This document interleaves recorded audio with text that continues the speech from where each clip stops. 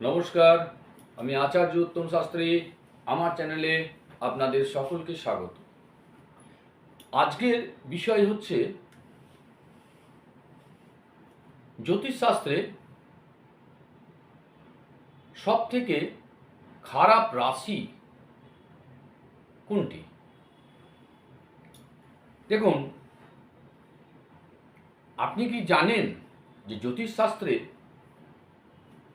সব রাশিরই কিছু ভালো আবার কিছু খারাপ দিক আছে, কিন্তু প্রশ্ন হচ্ছে সব থেকে খারাপ রাশি কোনটি? সত্যি কি সব থেকে খারাপ রাশি বলে কিছু আছে যেটা আমাদের জানা নেই? আজ আমি আপনাকে জানাবো সেই রাশিগুলির কথা যাদের জীবনে সবচেয়ে বেশি চ্যালেঞ্জ আর ঝামেলা সব সময় আসে। কিন্তু মনে রাখবেন, এটা কোনো ব্যক্তিগত আক্রমণ নয়। জ্যোতিষের ভাষায় খারাপ মানে কি জানেন? মানে হচ্ছে একটু চ্যালেঞ্জটা বেশি, একটু জীবনে চলার পথে আপনাকে একটু পরীক্ষার মাত্রাটা একটু বেশি হবে। এইটুকু বিষয় আমাদেরকে জেনে নিতে হবে। আমার রাশি, আপনার রাশি আর পাঁচজনাকার রাশি, সেই রাশির কোন দিকটা ভালো, কোন জায়গাটা খারাপ, কোন জায়গাটা আমার চ্যালেঞ্জিং, এইগুলো যদি আমরা জেনে রাখতে পারি নাকি, তাহলে চ্যালেঞ্জের যে ফেস সেগুলো আমরা ভালো করে ফেস করতে পারবো। আর ভালো যে দিকটা সেটাকে আরও বেশি গুরুত্ব দিলে সেটা আরও বেশি আমরা ভালো রেজাল্ট পাবো। এই হলো বিষয়। তাহলে সেই জায়গাটায় আপনাদের সঙ্গে আলোচনা করার জন্য এলাম। তো দেখুন, প্রথম যে রাশি আমাদের কালপুরুষের ছকে, সেটা হচ্ছে কি অ্যারিস, অর্থাৎ মেষ রাশি। এই অ্যারিসের কিছু বিশেষ বৈশিষ্ট্য রয়েছে। এদের কি হচ্ছে, এনার্জিটা অসাধারণ। অ্যারিস বা মেষ রাশির যারা রয়েছেন, যারা দেখছেন, আপনারা নিজেও কমেন্টে লিখতে পারেন যে আমার সঙ্গে আমি যে কথাগুলো বলছি সেগুলো কতটা যুক্তিপূর্ণ, কতটা বাস্তব, আপনার সঙ্গে কতটা মিলছে। প্রচুর এনার্জেটিক আপনারা, আপনাদের মধ্যে প্রচুর এনার্জি। সমস্যাটা কোথায়? রাগের মাথাটা অনেক বেশি, রাগের মাত্রাটা অনেক বেশি। আর আপনারা রাগের মাথাতে যখন কোনো দেখবেন, ভালো করে চিন্তা ভাবনা করবেন, যখন কোনো আপনারা রাগের মাথায় যে কোনো ডিসিশন নিয়েছেন, সব ভুল হয়েছে। রাগের মাথায় আপনারা ডিসিশন নেবেন না। আর ধৈর্যটা আপনাদের অনেক কম। এই যে মেষ রাশি, মেষ রাশির এটাই হচ্ছে সব থেকে বড় চ্যালেঞ্জ। তাহলে বড় চ্যালেঞ্জ কি কি এলো মেষ রাশির? নাম্বার 1, রাগ। হঠাৎ করে রাগের মাত্রাটা আপনাদের প্রচুর, এটাকে কন্ট্রোল করতে হবে। আর 2 নম্বর, ধৈর্যের অভাব, যার ফলে আপনাদের দেখবেন ক্যারিয়ারে বা সম্পর্কে, ফ্যামিলি লাইফে, অনেক জায়গায় আপনাদের দেখবেন সম্পর্কটা ক্ষতি হয়, সম্পর্কের মধ্যে ক্ষতি হয়েছে। সম্পর্কের মধ্যে ক্ষতি হয়েছে আপনাদের এই রাগের জন্য এবং ধৈর্যের অভাবের জন্য। এই দুটি হচ্ছে আপনাদের নেগেটিভ পয়েন্ট ধরুন বা চ্যালেঞ্জ ধরুন। এইটাকে কন্ট্রোল করার নিয়ম কি, প্রতিকার কি, আমি ভিডিওর শেষের দিকে আপনাদের সব জানাচ্ছি। সঙ্গে থাকুন, শেষ পর্যন্ত ভিডিওটি দেখুন। বৃষ রাশি, এই যে বৃষ রাশি সেকেন্ড রাশি, তাই তো? কালপুরুষের সেকেন্ড রাশি হচ্ছে টরাস বা বৃষ রাশি। এই বৃষ রাশির মানুষরা খুব কিন্তু পরিশ্রমী হয়। একটা ভালো গুণ হচ্ছে কি, এরা প্রচণ্ড পরিশ্রম করতে পারে যে কোনো কাজে। আপনারা প্রচুর পরিশ্রম করতে পারেন। এটার বাহবা দেওয়া উচিত যে আপনাদের মধ্যে পরিশ্রমের ক্ষমতাটা অনেক বেশি। কিন্তু নেগেটিভ পয়েন্ট রয়েছে আপনাদের, সেটা কি জানেন? হয়তো জানেন কিন্তু বুঝতে পারেননি। আমি এবারে বলার পর আমার সঙ্গে আপনি দেখুন তো আপনার ওটা ধরা পড়ছে কি না।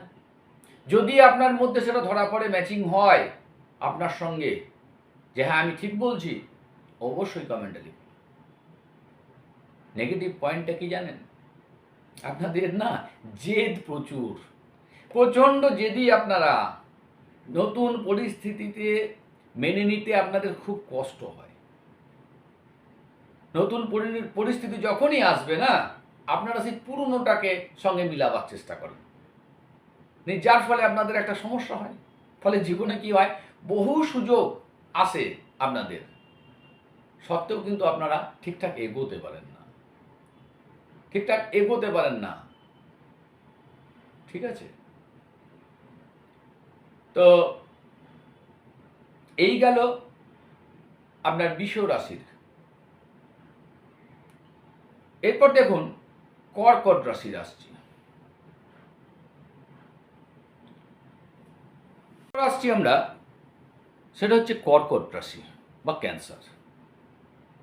ক্যান্সারের বা কর্কটের মানুষজন এমনিতে খুব ভালো,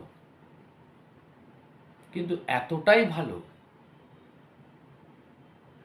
যে ওইটাই হচ্ছে আপনাদের খারাপ। মানে এটা ঠিক বুঝতে পারলেন না, তাই তো? বলিস। দেখুন, কর্কট মানে হচ্ছে তো চন্দ্রের রাশি, চন্দ্র মানে হচ্ছে মন। তো আপনারা খুব সেন্টিমেন্টাল হন, খুব সেন্টিমেন্টাল, অতি সংবেদনশীলতা আপনাদের একটা বড় চ্যালেঞ্জ। অন্যের কথা বা আচরণ আপনারা সহজে কষ্ট পেয়ে যায়। 5 জন রয়েছে, তাদের মধ্যে কোনো এফেক্ট ফেললো না, একই কথা, কিন্তু আপনার মধ্যে সেটা মানসিক কষ্ট দেয়। অতীতের কোনো আঘাত কেউ হয়তো দিয়েছিল বা কোনোভাবে পেয়েছিলেন, সেটা আপনি সহজে ভুলতে পারেন না, যার জন্য মনে মনে প্রচুর কষ্ট পান। এইটাই আপনাদের চ্যালেঞ্জ। এই জায়গাটাকে আপনাদের কি করতে হবে? প্রতিহত করতে হবে। বাকি সব কর্কটের ভালো। কন্যা রাশির, দেখুন কন্যা রাশির ক্ষেত্রে বলি না, কন্যা রাশির যে সমস্ত জাতক বা জাতিকারা রয়েছেন তাদের ক্ষেত্রে বলি, অতিরিক্ত চিন্তা প্রতিটি কাজে, অতিরিক্ত চিন্তা করেন আপনারা। এই যে অতিরিক্ত চিন্তা, ফলে আপনাদের মধ্যে নিজেদের মধ্যে নিজেরাই চাপ তৈরি করে ফেলেন। কাউকে দরকার নাই, নিজের চাপ নিজেই তৈরি করে ফেলেন অতিরিক্ত চিন্তা করে। ফলে প্রায় আপনারা স্ট্রেসে ভোগেন। এইটাই হচ্ছে আপনাদের বড় চ্যালেঞ্জ। বৃশ্চিক রাশির জানেন কোন জায়গায় চ্যালেঞ্জ? স্করপিও। তাদের তীব্র আবেগ এবং প্রতিশোধ পরায়ণ মনোভাব জীবনে সব সময় ঝামেলা ডেকে আনে। জীবনে সব সময় আপনাদের ঝামেলা ডেকে নিয়ে আসছে। এই যে তীব্র আবেগটাকে আপনাদের কন্ট্রোল করতে হবে। আর একটা কি বললাম, প্রতিশোধ পরায়ণ। এইটা হচ্ছে আপনাদের নেগেটিভ বা চ্যালেঞ্জ। ভালোবাসা পেলে সব কিছুই দিয়ে দেন, কিন্তু বিশ্বাস ভাঙলে আপনি সম্পর্কটাই ভেঙে দেন। তো এই জায়গাগুলো হচ্ছে আপনাদের নেগেটিভ এবং চ্যালেঞ্জিং ফেজ। এইগুলোকে আপনাদেরকে কন্ট্রোল করতে হবে।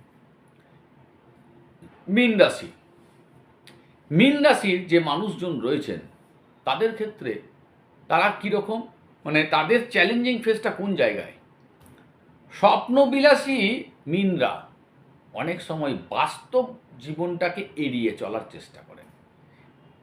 বাস্তবতা আপনাদের মধ্যে মেনে নিতে পারেন না কোনোভাবেই, বাস্তবতা থেকে দূরে যাওয়ার চেষ্টা করেন।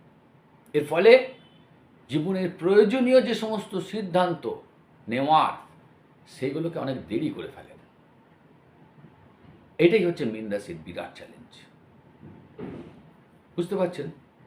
তার মানে কি, কোনো রাশি অ্যাকচুয়ালি খারাপ বললে তো কিছু হয় না। প্রত্যেক রাশির মধ্যে কিছু চ্যালেঞ্জিং ফেজ রয়েছে, কিছু নেগেটিভ জায়গা রয়েছে, সেইগুলোকে আপনাদেরকে কন্ট্রোল করতে হবে, তাহলে আপনারা 100% হয়ে যাবেন। এখন বলুন তো, এই যে রাশিগুলো বললাম, রাশিগুলোর মধ্যে সবথেকে খারাপ রাশি কোনটা বলুন? সত্যি কথা হলো কি জানেন, যে কোনো রাশি আসলে খারাপ নয়। প্রতিটি রাশির নিজস্ব একটা শক্তি আছে, কিছু নিজস্ব দুর্বলতা আছে। যিনি নিজের দুর্বলতাটাকে বুঝে তা কাটিয়ে উঠতে পারেন, তিনিই তো সেরা। তা এই কারণেই তো আপনাদের কাছে এই ভিডিওটা প্রতিস্থাপন করা, যাতে আপনারা নিজের দুর্বলতা, নিজের নেগেটিভ, নিজের যে চ্যালেঞ্জিং, এটা তো আমি ছেড়ে ফেলতে পারবেন না, কারণ আপনি তো ওই রাশি, আমি তো ওই রাশির। তাহলে আমার মধ্যে তো ওই চ্যালেঞ্জগুলো থাকবে, তাহলে আমি জানতাম না, জেনে নিলাম। সেইগুলো আমরা কি করব না, চ্যালেঞ্জটাকে চ্যালেঞ্জ হিসাবে নেব। সেটাকে আমি জানি তো যে আমার রাগ বেশি, আমি জানি তো আমার মনটা সব সময় টেনশনে থাকে। আগে জানতাম না, কি কারণে না, আমার রাশির কারণে জেনে গেলাম। তাহলে আমি সেই জায়গাতে কন্ট্রোল করব। আর কন্ট্রোলের মানে উপায়টা আসছে ভিডিওতে এক্ষুনি পরেই বলছি। তো যাই হোক, তাহলে আপনার যে রাশি, আপনার রাশি কোনটা? নিজের জীবনে এই যে চ্যালেঞ্জগুলো বললাম, এই চ্যালেঞ্জগুলো কি অনুভব করেন? যদি করেন, অবশ্যই কমেন্টে এক কথা লিখে পাঠান দেখি যে হ্যাঁ, আমার জীবনে এই চ্যালেঞ্জটা আমি ফেস করি। আর এই জ্যোতিষী ভিডিও যদি আরও আপনি পেতে চান, বেশ ইন্টারেস্টিং এরকম ধরনের অনেক জিনিস মনে হচ্ছে যেন জানা যায়, এই চ্যানেলে থাকলে মনে হচ্ছে যেন অনেক কিছু জানতে পারবেন। যদি মনে হয়, সাবস্ক্রাইব করতে ভুলবেন না, লাইক করতে ভুলবেন না, অবশ্য শেয়ার করুন। শেয়ার তো করবেনই, ভালো লাগলে তো শেয়ার করতে হয়, করব। তো এইবার আমরা নেগেটিভ যে পয়েন্টগুলো বা আমাদের যে চ্যালেঞ্জিং যে জায়গাগুলো বললাম, সেইগুলোকে কন্ট্রোল করার আমি কিছু বাস্তব উপায় বলে দিচ্ছি, যেগুলো করলে আপনি সহজে এগুলোকে কন্ট্রোল করতে পারবেন। দেখুন, মেষ রাশির ক্ষেত্রে কি বললাম, যে মাথাটা গরম হয়ে যায় আর ধৈর্যের অভাব। তো মেষ রাশিটা কিসের? এর লর্ডকে মঙ্গলদেব। আপনাকে প্রত্যেক দিন নিয়ম করে 108 বার মঙ্গলের যে মন্ত্রটা, এই মঙ্গলের মন্ত্রটি আমার ডেসক্রিপশনে দেওয়া আছে। এখানে বললে অনেকজনা ঠিকঠাক বলতে পারেন না, মন্ত্র উচ্চারণ ঠিকঠাক হওয়া উচিত, সেই জন্য আমি ডেসক্রিপশন বক্সে লিখে দিয়েছি। শুধু মঙ্গলের মন্ত্রটি আপনারা জপ করুন 108 বার, বীজ মন্ত্র। হনুমান চল্লিশা রেগুলার বেসিসে পাঠ করুন। আর যদি এই ভিডিওতে একটা বিশেষ জিনিস বলি, যাদের দেখবেন চন্দ্র লগ্নের দ্বাদশে রয়েছে, ভালো করে বুঝুন, লগ্নের দ্বাদশে কিন্তু যদি চন্দ্র আপনার থাকে, তাহলে দেখবেন আপনার সবসময় বাইরে, ঘরের বাইরে ভালো কাটবে, ঘরে এলে কিন্তু আপনার মাথাটা গরম হয়ে যাবে। ঘরের বাইরে সবসময় বাইরে থাকার ইচ্ছা হবে, আর রাগটা খুব তাড়াতাড়ি বেড়ে যাবে। যাদের চন্দ্রটা দ্বাদশে, তাদের ক্ষেত্রে বলছি প্রতিদিন নিয়ম করে মেডিটেশন করবেন। মেডিটেশন আপনাদের ক্ষেত্রে মোক্ষম ওষুধ। ঠিক একইভাবে মেষ রাশির যে সমস্ত জাতক বা জাতিকা রয়েছেন, প্রতিদিন ভোরবেলায় বা সকালবেলায় ঘুম থেকে উঠেই ফার্স্ট মর্নিং মেডিটেশন করুন। যদি মেডিটেশন না জানেন, আপনারা করবেন কি, ওম নমঃ শিবায় প্রতিদিন 108 বার জপ করুন, চোখ বন্ধ করে। ঘুম থেকে উঠে মুখ টুক ধুয়ে ফ্রেশ হয়ে ওম নমঃ শিবায় জপ করুন। বৃষ রাশি, জেদ প্রচুর বললাম। নতুন যে জিনিস আপনাদের মানিয়ে নিতে কষ্ট হয়, যার ফলে জীবনে অনেক সুযোগ নষ্ট করেন বললাম। তাহলে জেদটাকে কন্ট্রোল করার জন্য আপনাকে করতে হবে কি, আপনার রাশির লর্ডকে শুক্রদেব, শুক্রদেবের যে বীজ মন্ত্র আমি দিয়ে দিয়েছি ডেসক্রিপশনে, সেটিকে জপ করুন। কতবার জপ করবেন? শুক্রের সংখ্যা কত? 6। শুক্রের সংখ্যা 6। আপনারা করবেন 33 বার জপ করবেন। ঠিক আছে? প্রতিদিন 33 বার জপ করুন। কর্কট রাশি। কর্কট রাশির কি বললাম? না চন্দ্রের রাশি এটা। খুব সহজে মনে আঘাত পায়, সংবেদনশীল রাশি। আপনাদের নেগেটিভিটি এইটাই। এইটাকে কন্ট্রোল করতে গেলে চন্দ্রধর, চন্দ্রের মন্ত্র, বীজ মন্ত্র এখানে দিয়ে দিয়েছি। তাছাড়া ওং নমঃ শিবায়, চন্দ্রধর শিবের মন্ত্র জপ করুন। ওং নমঃ শিবায় ডেলি জপ করুন। আর অবশ্যই মহাদেবের কাছে, হে দেবাদিদেব মহাদেব বাসুদেব, তুমি আমার প্রতি প্রসন্ন হওয়ার মনস্কামনা পূর্ণ করো। প্রতিদিন করে দেখুন, জীবনে যা চাইবেন তাই পাবেন। মহাদেব ঢেলে দিয়ে দেবে আপনাদের। কর্কট রাশি। কন্যা রাশি। কন্যা রাশির যে জাতক, তারা এমনিতেই একটু ছটফটে হয়। কেন হবে? কারণ বুধ যে আপনাদের লর্ড, আর বুধ মানে ইন্টেলিজেন্স, আপনাদের ইন্টেলিজেন্স পাওয়ার তো খুব বেশি। ইন্টেলিজেন্স পাওয়ার বেশি থাকলে একটু স্পিড তো হবেই। ওই বসে থাকার পাত্র আপনারা নন। একটা কাজকে 10 ঘন্টা ধরে করব না, যতটা স্পিড আপনাদের মধ্যে আছে, যত তাড়াতাড়ি করতে পারবেন, পারফরমেন্স গুড। পারফরমেন্সের জন্য আপনারা অনেক সময় ভুলভাল করে ফেলেন তাড়াতাড়ি কাজ করতে গিয়ে, এটাও একটা নেগেটিভিটি। এইটাকে কন্ট্রোল করতে গেলে আপনাকে বুধকে কন্ট্রোল করতে হবে, কেননা বুধ হচ্ছে আপনার লর্ড। বুধের বীজ মন্ত্র দেওয়া আছে, বুধের বীজ মন্ত্র দেওয়া আছে। এই বুধের সংখ্যাটা কত? 5। তাহলে আপনাকে জপ করতে হবে মিনিমাম 5 বার তো করতেই হবে, অথবা 23 বার করবেন প্রতিদিন নিয়ম করে।